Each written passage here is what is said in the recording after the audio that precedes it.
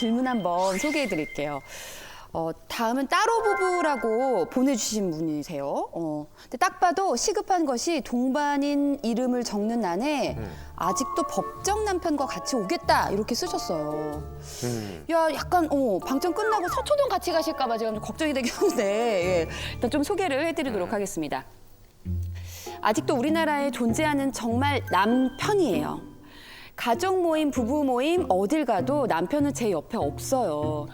다른 사람 찍어주기 바쁘고 건강 컨디션 살피면서 자상하게 다니지만 제 옆엔 없어요. 서운하다고 말을 해도 나 원래 이런 사람이야 라고 해요.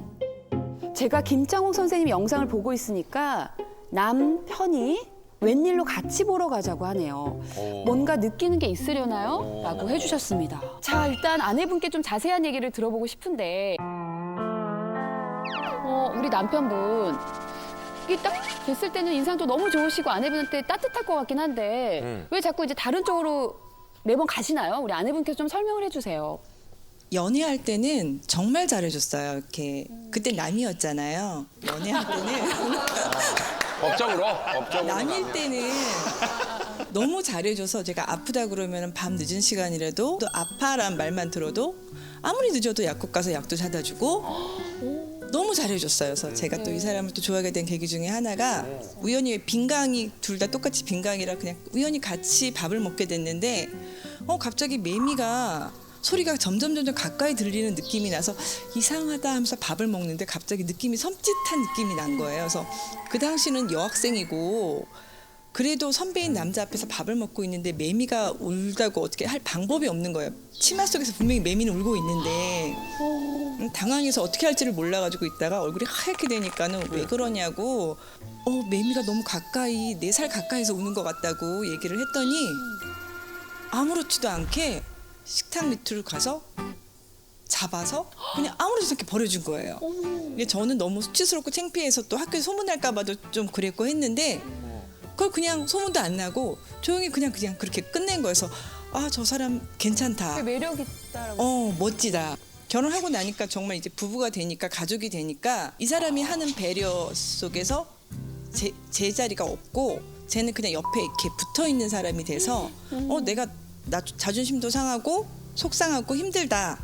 나도 좀 배려를 해달라고 해도 이분께서는 네 이분께서는 그냥 그러더라고요. 이제 사람이 이제 남녀 관계에서 처음에 남편이 이렇게 잘해 주셨던 건 당연히 이제 지금 아내분을 이제 여성으로서 매력을 느꼈기 때문이라고 생각해요.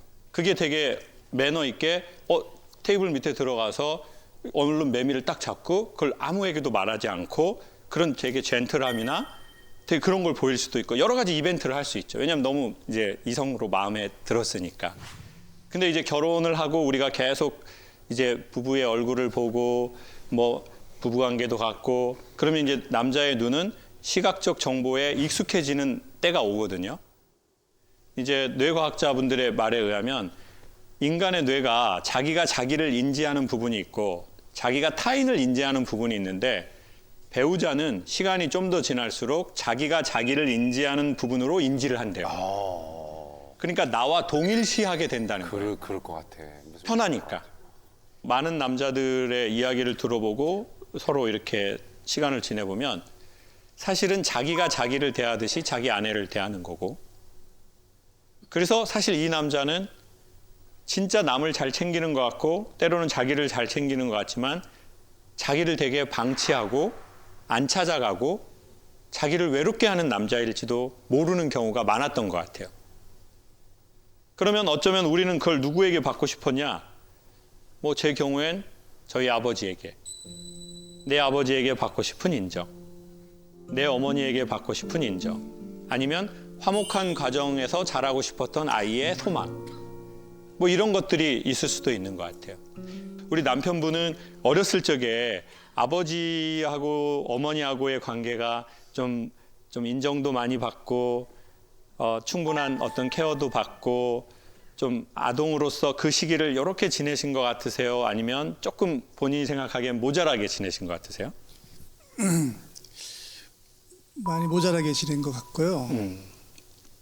예, 오늘 사실 여기 이렇게 되게 지금 어색하거든요. 지금 이런 자리가 되게 싫은데, 근데 뭐 잘 해보고 싶어서 그렇게 그다음 못했던 것들이 지금 계속 떠오르고 있고 이미 반성을 하고 그리고 하는 방법을 몰랐거든요. 근데 지금 뭐 그거에 대해서 잘 실천도 안 되고 그랬던 부분이 계속 지금도 이어지고 있습니다만 아무튼 지금도 이렇게 무슨 말을 하고 있는지 잘 모르겠는데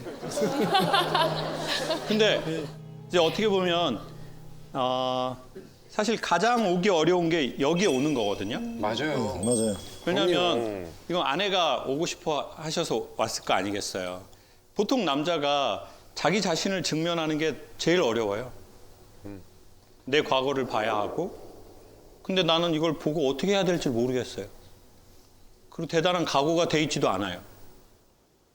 그러니 사실 여기에 왔다는 것 자체가 가장 쉽지 않은 발걸음을 한 거예요. 왜요? 거울 보기가 쉽지 않다니까요. 내가 준비가 안 됐는데요. 그렇다고 나 뭐 이상하게 살았어요? 열심히 살았어요. 20년, 30년.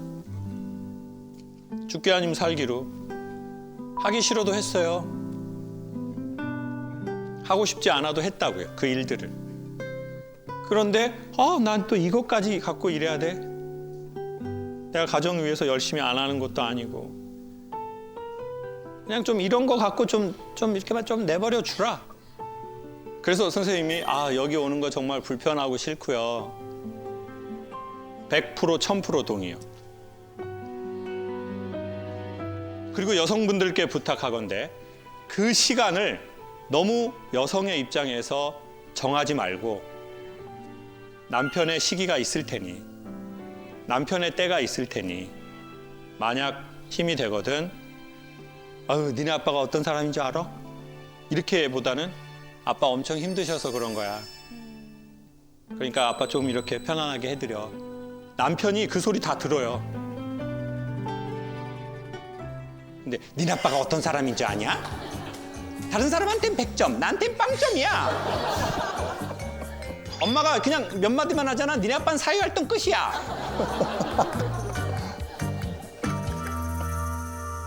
우리에겐 사랑이 필요한 게 아니라 이해가 필요한 것 같습니다. 저 사람이 왜 저런 행동을 하게 됐는지, 나는 왜 이런 행동을 하게 됐는지, 그거에 대해서 뭘 막 따뜻하게 사랑으로 바라보라는 게 아니라 그 이야기를 듣고 보면 그래서 이렇게 됐구나. 그래서 이렇게 됐겠네. 아우 얼마나 힘들었을까. 이렇게 되는 것 같아요. 부부에게 필요한 것은 사랑보다는 이해인 것 같습니다.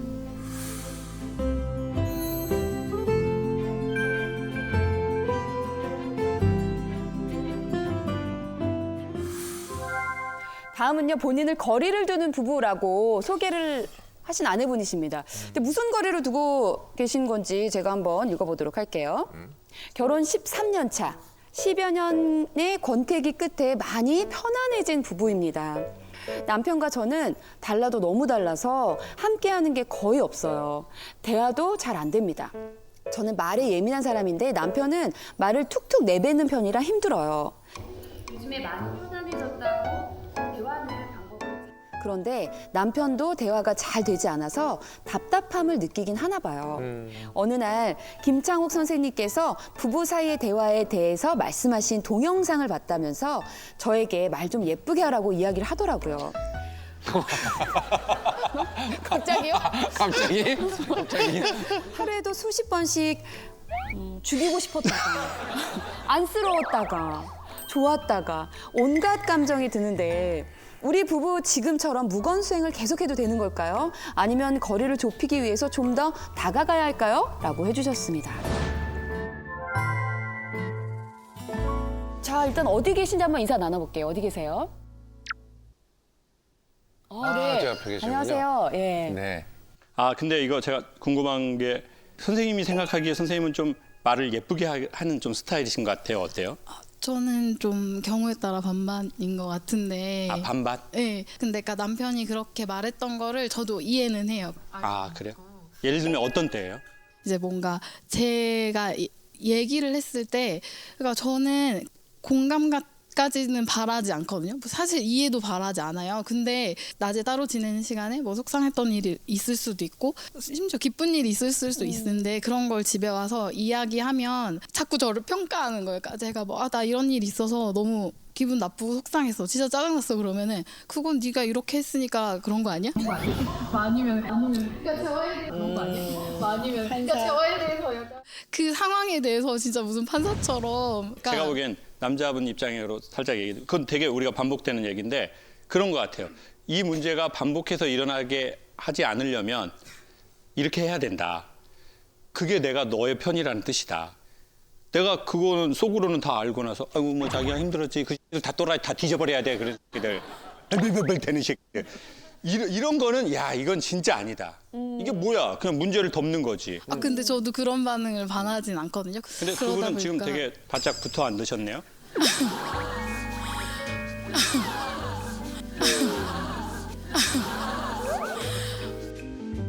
근데 사이가 나쁘진 않아요. 근데 나쁘진 않은데. 그럼 도대체 뭐예요 정말?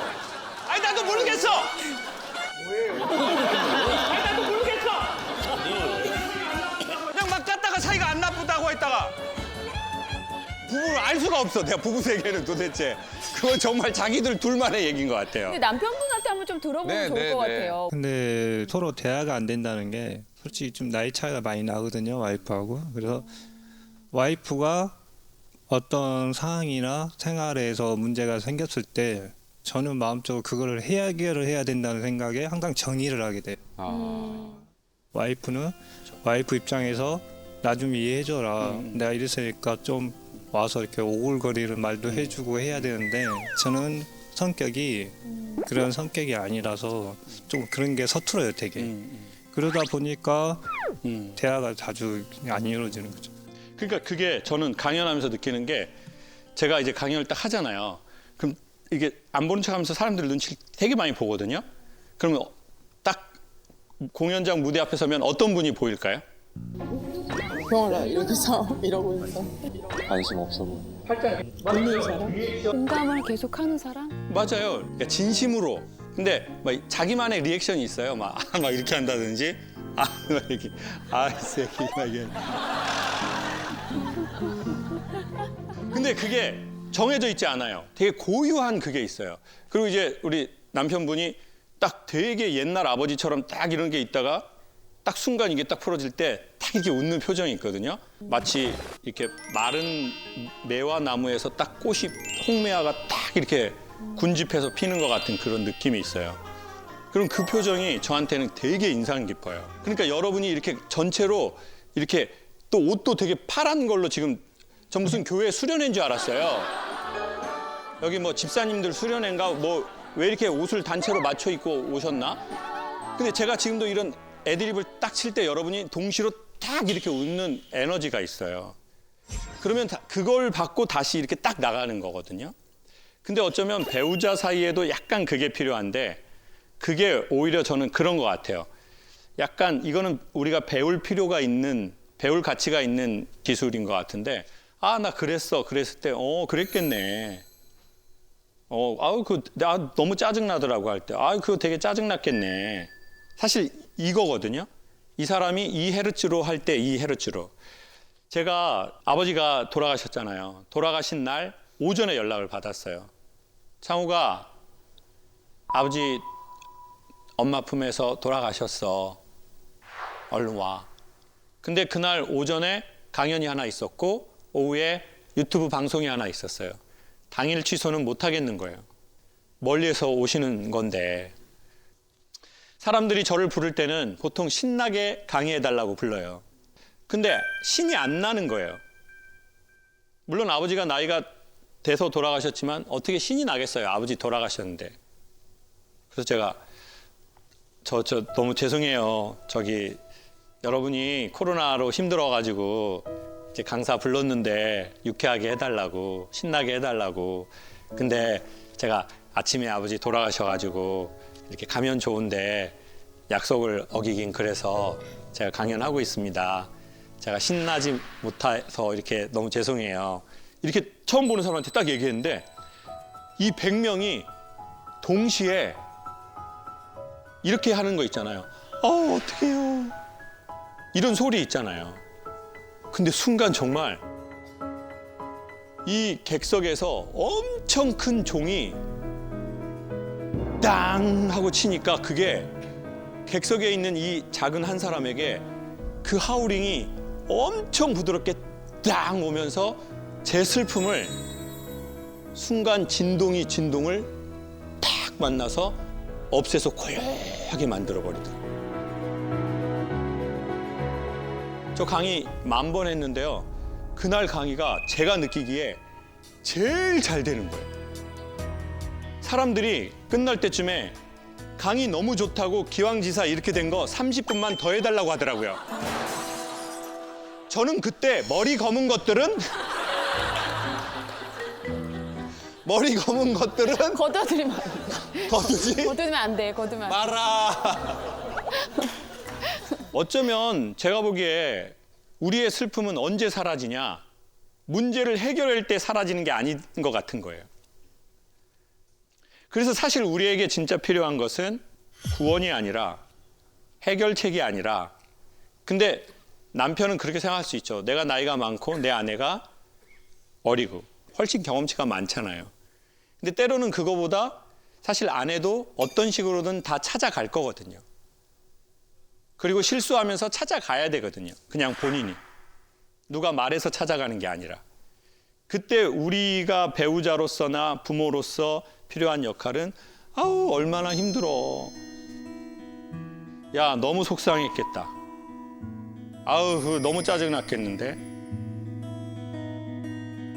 정말 쉽지 않은 강연이고 쉽지 않은 모임입니다. 왜냐하면 오랫동안 받은 언어를 교정하는 치아 교정보다 더 힘든 거거든요. 모발 이식보다 더 힘든 거예요. 모발 이식. 왜냐하면 모발 이식 3번 했어요. 모발 이식 3번 했어요.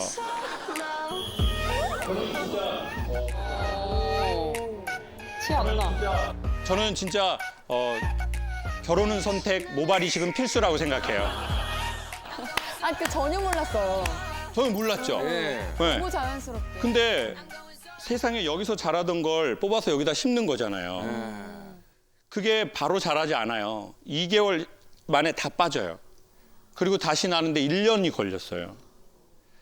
여러분, 머리카락을 심는데도 그런데 교정을 하는데도 3년 걸리는데 내가 내 아버지, 내 엄마한테 들은 언어값이 어떻게 결혼했다고 한 번에 바뀌겠어요? 그거는 진짜 5번, 10번, 20번 해봐야 돼요.